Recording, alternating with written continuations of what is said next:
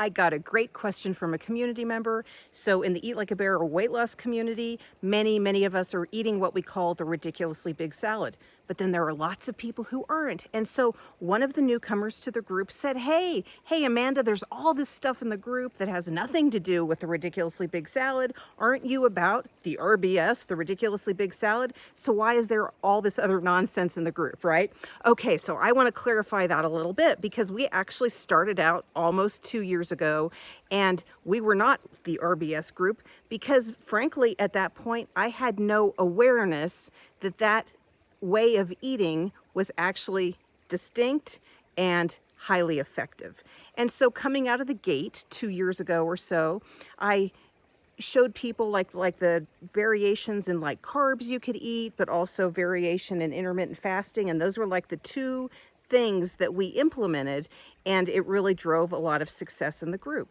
But the fact is, along those two like planes of choice, we had lots of variation in there. And it was that variation and having so many people with like diverse implementation in the group that really began to shine a light on what type of meal within that was the most effective. So first of all, when we started, it was really important to me not to sort of create some kind of food cult where everybody like eats exactly the same thing. I mean, I just didn't want to do that. So I established a structure of variation and choice, and it turns out that variation and choice, that sort of free choice that we all get to make, might be part of our secret sauce. And so as we learn what's effective, I am hesitant to change the structure that we have that might be an underlying structure that drives our results. And let me explain that a little bit. Very clearly, a key reason we're seeing such great results is because at the end of the day, the message is that the locus of control of weight loss is in here. We are doing this ourselves. And one of the things that we're doing this community that maybe stands out a little bit from other communities is allowing that sort of exploration and free choice so that at the end of the day, even within the RBS model, as you might notice, there are a lot of choices to make. And so you make your choices, you figure out what is going to work for you. I mean, some people are eating the salad in 2 parts or something. Figure out what works for you. And at the end of the day, you did that. You did it. These were your decisions. Those decisions, all those little decisions you make over the course of the months, they're not like following what exactly Amanda told you to do, following like lockstep behind everybody in the group. You make those decisions.